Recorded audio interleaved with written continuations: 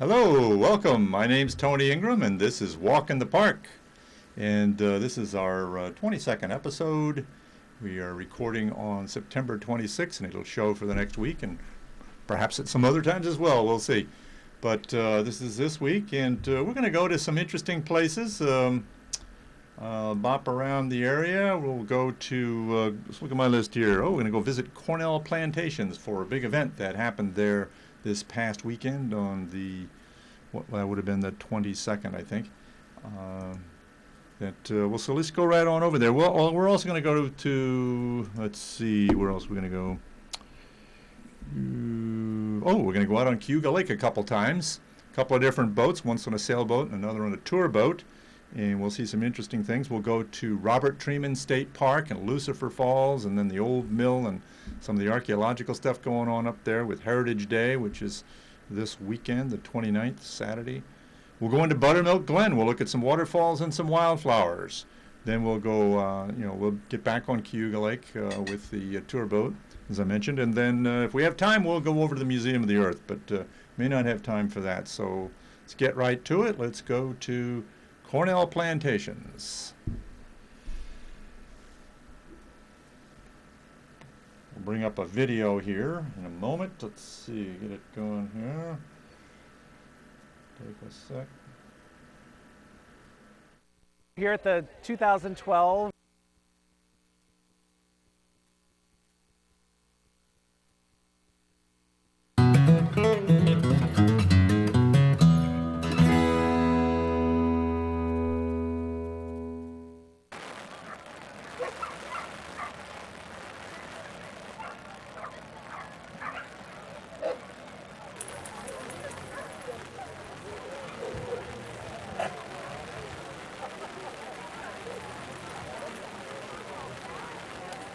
Well, hey there, everybody. Well, it's kind of like a walk in the park. It's more like a walk in the plantations. But we're here at the 2012 SPCA March for the Animals. It's our annual fundraiser where we raise money for the medical care of our animals at the shelter. We have over 3,000 animals every year that rely on us for food, water, and some much needed love. So it's a great turnout. Last year's March raised a little over $82,000, and we know we've already beaten that record this year. We just don't have a final total yet because we're still registering people and collecting dollars, so we'll hope to get a total out eventually.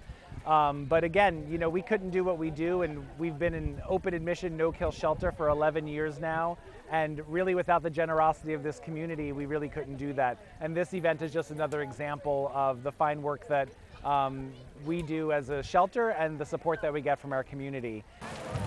Harris Beach Law Firm from downtown is an amazing group that came forward this year and wanted to do that for us. We also have our presenting sponsor, CFCU, another amazing and wonderful company locally here. We were also very lucky to have Cayuga Medical Group and Audrey Edelman Realty USA as our two brand sponsors, so we definitely want to thank them. And a lot of those groups did a lot of fundraising for us and made teams, and that was really impressive as well. They all did very well. Hi, my name is Billy Kepner. I handle the marketing and communications for Plantations, and we are proud to be this year's host of the March for the Animals for the Tompkins County SPCA. Last year we hosted the kickoff for the march in our new Brian C. Nevin Welcome Center, and our director Don Rakow graciously on the spot suggested and offered the Arboretum as the location for the following year, now this year's March, and the SPCA accepted, and we couldn't be happier. Plantations loves to help out in the community, but there's only so much we can do. We don't have financial resources to donate to causes, but we have space. And if it's appropriate and it fits within our mission, we sometimes will do that. And we felt that this did. We have a lot of employees that volunteer their time at the SPCA. Our director of horticulture, Mary Hirschfeld, volunteers every Friday afternoon, walking and training with the dogs, and especially helping in severe, difficult cases. Sarah McNall, who works for Plantations, she's actually on the board of directors for the SPCA. My husband is on the board of directors for the SPCA, so we were very happy to help out. And the Arboretum is such a great place for this. You know, we have paved trails that go all over the Arboretum from the bottom of the bowl to the top, and that's where they're going to be marching today. And it's a really great location for that. We just couldn't be happier to be hosting it. Thank you.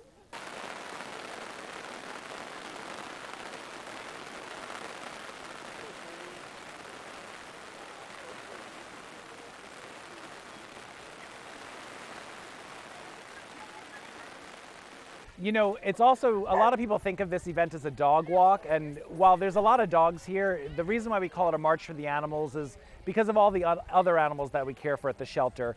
Obviously, we have a huge amount of cats. We get guinea pigs, rabbits, hamsters, small birds, snakes, all sorts of animals throughout the year. So again, this money goes to all the animals at the shelter, and this last month we took in over 235 cats, which was a record breaker for us in 1 month as well. So while this event tends to focus on dogs because they're the ones you can bring out and walk, I really want to stress the importance of the cats at our shelter too. They really need good homes, and we get in far more cats every year than we do dogs. So if you have a place in your home, or you're looking for an extra person to add to the family, definitely come down to the shelter on Hanshaw Road or to our annex at the Ithaca Mall. It's just, these animals need homes, and while we do a great job, we're one of the best shelters in the country, it's still just a temporary home for these animals. Really, the idea is to get them into a home that they're there forever. That's a cat in a baby carriage. Hey, how'd the Tabitha do? Yeah, she's doing. She's hanging in there. Good. Hey, Tabitha.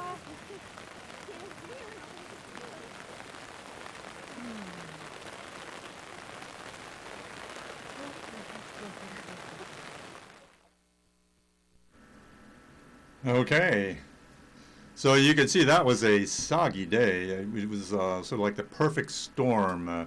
Storm came and started raining just as things were getting underway, and kind of let up, and the sky was clearing as the walk was winding down. And I actually went down on the Ithaca Commons, and it was a sunny day. So, but really good cause. My wife is a volunteer with the SPCA and goes out there every week and helps with the cats particularly. So it was a great cause and great event, and they raised quite a bit of money.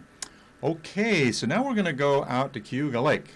Now, I lived here many years before I actually got on Cayuga Lake very much, until I got a kayak or a canoe, or I might have had a sailboat, or a friend's sailboat or so forth. I didn't get out on the lake that often, so I went out with some friends last week, had an opportunity on a friend's sailboat. Several of us went out. That was great. We do that every once in a while. And so you get the view of the lake and what's going on in the lake, and the view of the land from the lake and some of the activities on the lake. And of course, this was in the evening, so you get some of the best light. And there were some windsurfers out there, so I took a few pictures. I thought I'd share them with you. There's a fellow going back and forth here. There's a couple of them going around. But looks like a lot of fun. I've never done it myself. I probably would fall over and wouldn't get the sail back up. But of course, there were other sailboats out. So it was a nice time, a really lovely evening, very memorable, quiet evening on the lake. So just to share with you some of those images from the perspective of the water. Another sailboat. Some more sailboats. Okay, so so now let's see what's coming up next here.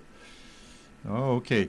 So now we're going to go to a gorge. We've been on the lakes, so we'll go to gorge. We'll go back and forth between lakes and gorges and other places and so forth. Looking here over on my screen here, I'm going to go up to bring up a still here from the Rim Trail at Treman State Park. This is the Upper Rim Trail, a South Rim Trail sometimes it's called, walking from the upper park just above Lucifer Falls, which is right below on the left. You can't see it in this picture, but this shows the end of the upper rock gorge, which goes into the wooded gorge. And there's a whole geologic story behind that, which I will tell sometime. I think I'll just concentrate on that story sometime. But this is a newer gorge, and that's an older gorge, formed at different intervals in the Ice Age.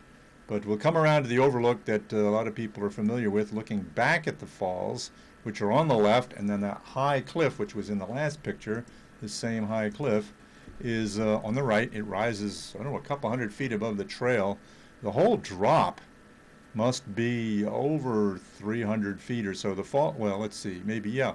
The falls is 115 feet high to the bottom, so I'd say it's at least it's probably 300 feet or so, that whole cliff. It's really quite something. And notice how the cliff is really brightly lit, but the falls are just on the edge, and the left-hand side, which is the south side of the gorge, is in shade. And a lot of our gorges run from the west to the east, or from the east to the west. They run in that alignment, which means in the middle of the day, you'll have the south side of the gorge, which faces north, is in shadow because the sun is in the southern half of the sky, particularly this time of year around the equinox, when the sun is down at noon, is over the equator. So in any case, the north side of the gorge, which is on the right, faces south and gets a lot of sun. So they actually have two different climates in a way, and much drier on the north side, and the vegetation reflects that on both sides of the gorge. That's something I'll go into in more detail some other time, but particularly pronounced when you're there in the middle of the day. So you want to go out and get a picture of a waterfall? Somebody asked me yesterday, say, well, when should I go out to photograph the waterfalls? My answer is a cloudy day, because you get this kind of contrast problem, shadows and so forth, and you might get some great colors if you get water on the waterfall, but I mean, you get light on the waterfall, but you get these high contrast problems, which are really challenging. Actually, cloudy days are a little better. So anyway, we're going to bring this to life with another little video I've got here. This is a short one, but start off with this same scene here.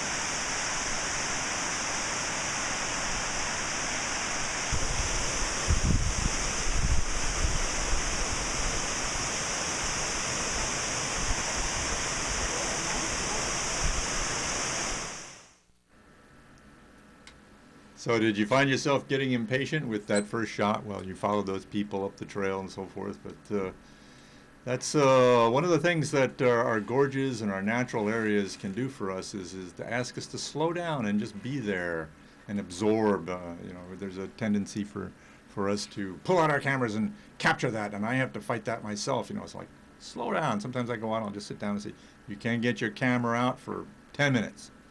And I often actually see other pictures too when I'm waiting that way, but then it becomes a little more meditative, and the place can penetrate you more, and you take your senses in, and you can resonate more with the actual scene there, rather than flipping along like we do with our scattered-brained minds. Well, I'm going to stay at Treman. And we're going to go to further up, just a little farther up the trail to the upper park where the old mill is. And I mentioned this last week that this coming weekend, the 29th, and this show might be being showed as well. You might be seeing it after the 29th. But Saturday the 29th, Upper Treman, is the annual Heritage Day put on by the Friends of Robert H. Treman State Park. And of course, this is the old mill, they call it, built in the 1830s. I think the sign on there says 1847, but that's actually, it's something like 1838 or 9 or something when it was built. And anyway, there was an intern working for the state parks who was, I think he was a Cornell intern. I'm sorry I don't have his name. I had it earlier and I didn't bring it with me. But he did some photoshopping on a picture of the mill to show its interior. This is an amazing image. Inside, there's 4 floors with the machinery of the mills. And the mill's a museum. There are exhibits you can see in the second level there, which is the first full floor. The lowest level is the basement.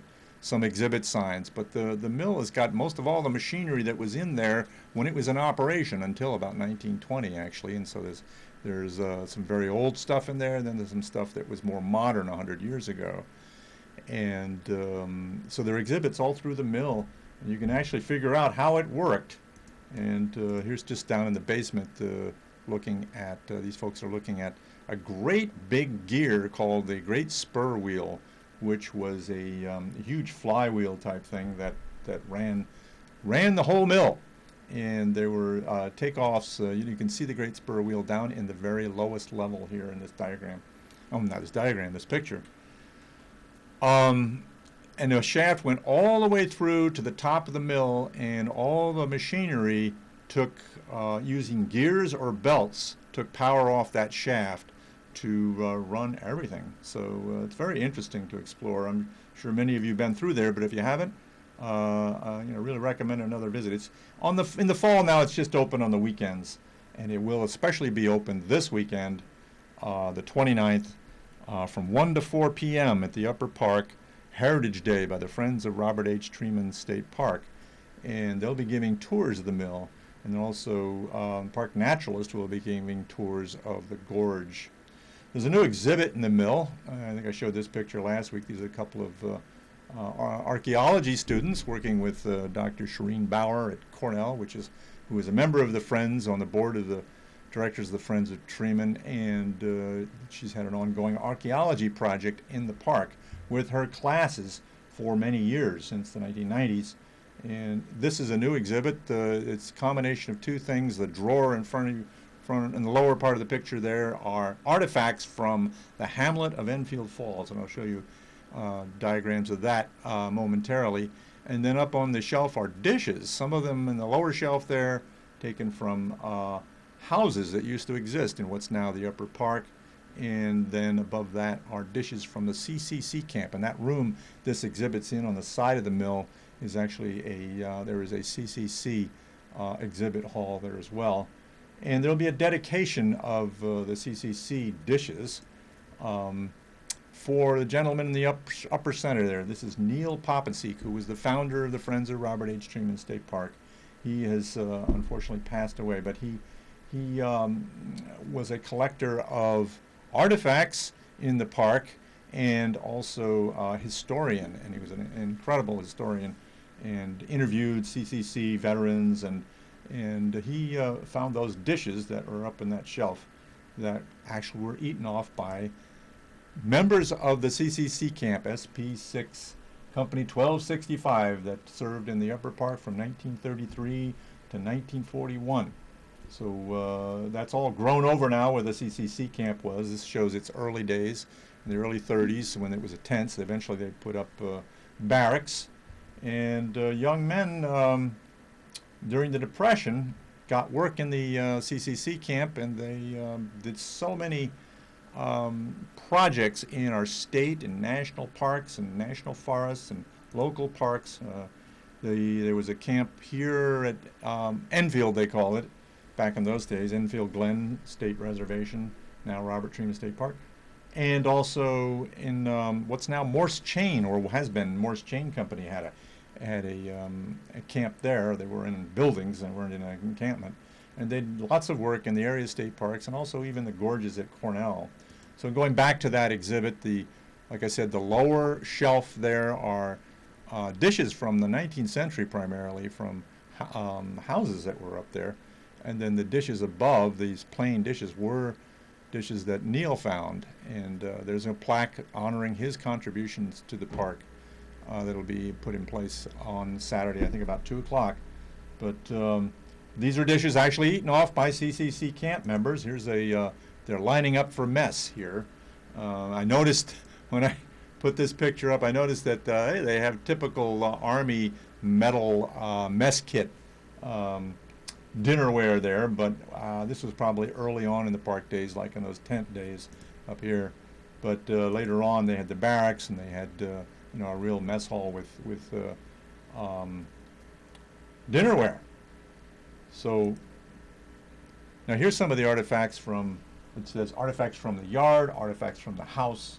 This is from one of the houses that was excavated, the site of it excavated, because there was a community in the 19th century. Now this is another exhibit in the mill showing what's called the Hamlet of Enfield Falls. Before the park, back in the 1800s and up until the early 1900s, there was a community. There's another view down on this model, and the mill was there. If you look at just in the center, just the lower center, there is a model of the old mill that we're in now, and to the left of that, with trees in between, is the miller's cottage, which is a house which park staff live in, and then on the upper part of the picture, there's a bunch of models of houses which are not in there anymore. They were taken down or they burned down, and there was even a hotel, the Enfield Falls Hotel, and it was a little resort, and it was a little milling community, sort of what they call an agricultural service hamlet, with a blacksmith shop and a general store and 2 or 3 different kinds of mills, and also the hotel, and people could go visit the falls. So there's lots more to say about the Hamlet of Enfield Falls and its history. So come on up to the park this Saturday. And the other thing you can see going on, which is very dynamic, is the archaeological dig on all of these houses, these house sites. This one here is called the Tryon House on the right here. This is one of the few pictures that exist from those days showing some of the houses. And you can go and see one of the excavations being carried on by Dr. Bauer's archaeology class, and they'll be finding stuff. They'll explain it to you. They'll explain to you how they actually do archaeology, and the pits they dig, and how they organize their findings and keep records and interpret what they find. And every time they're out there, they learn new things about this history of this hamlet, and they'll tell you some interesting. Here's a model of a full excavation of the foundation of the house, because the houses are gone, but their foundations are there, and a lot of material, whether it be trash or debris from the house or things that just got buried otherwise, are dug up around the foundation. A great deal is learned, along with the photographs and oral histories and so forth.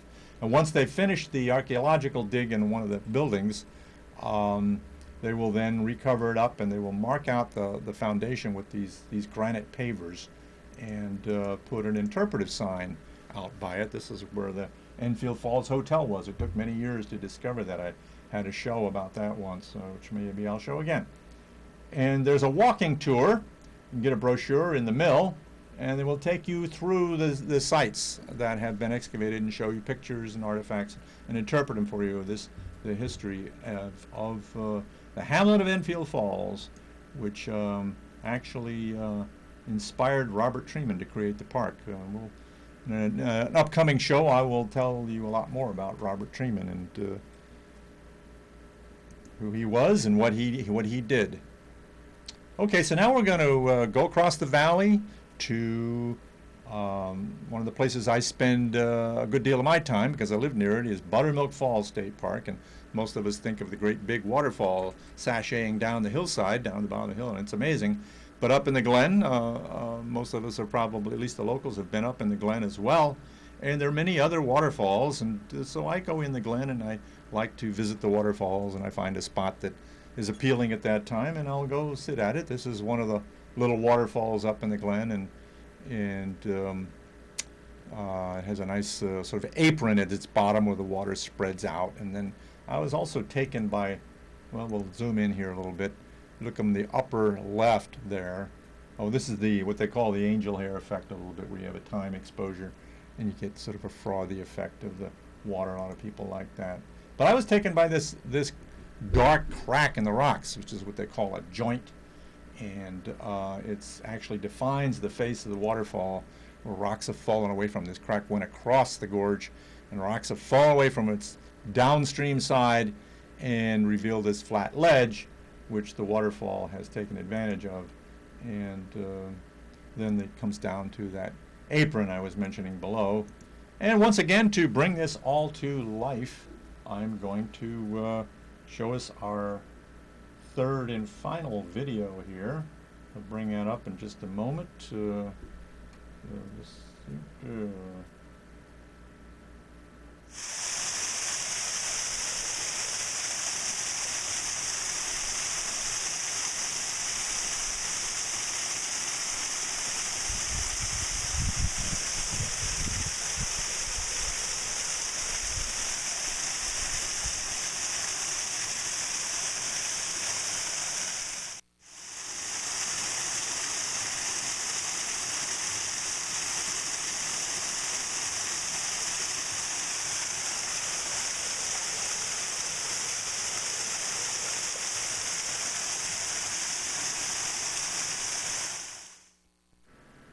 Okay, so a little walk in the park in Buttermilk Falls State Park in Buttermilk Glen.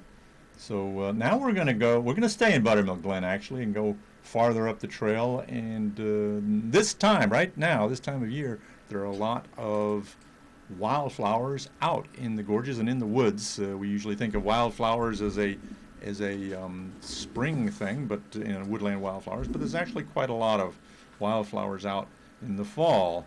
And this one here is a goldenrod in the woods. Huh. Well, I actually posted this on my blog a year ago, and I'll read you what I wrote about this particular one. And in general, we all like wildflowers, and when we think of wildflowers, we usually think of spring, like I said. But there are many kinds of wildflowers that grow their vegetation all season in preparation for putting out fall blossoms. And goldenrod is one of those late summer and fall wildflowers we see around us. Well, actually, there are a number of different kinds of goldenrods. We'll take another look at this one here. Goldenrods grow in fields, right? Well, not necessarily. There are some species that grow in the woods. And there is a seaside goldenrod and an alpine goldenrod, which is rare in New York State, with only 13 small populations surviving in the high peaks of the Adirondacks. Walking in our Finger Lakes woods this time of year, you may find zigzag goldenrod, and that's this one, or blue-stemmed goldenrod. I don't have a picture of that one right now. And a bee visits zigzag goldenrod here. It's called, the Latin name or the scientific name of zigzag goldenrod is Solidago flexicalis. In September along a woodland trail in Buttermilk Falls. The stem tends to zigzag between the leaves. And you'd think that, well, let's see, I'll go on to the next paragraph. Don't worry, goldenrods don't make you sneeze. If you suffer from pollen allergies this time of year, and I sometimes do, ragweed could be the cause, as it is wind pollinated. As this picture shows, goldenrods are pollinated by bees. Some wasps, flies, and butterflies may visit the flowers as well. Zigzag goldenrod is one of many fall wildflowers. Okay, so we're out of time here. I'll have to go back to the other parts of Cayuga Lake, the other trip on the tour boat at another time here. Thanks for joining me.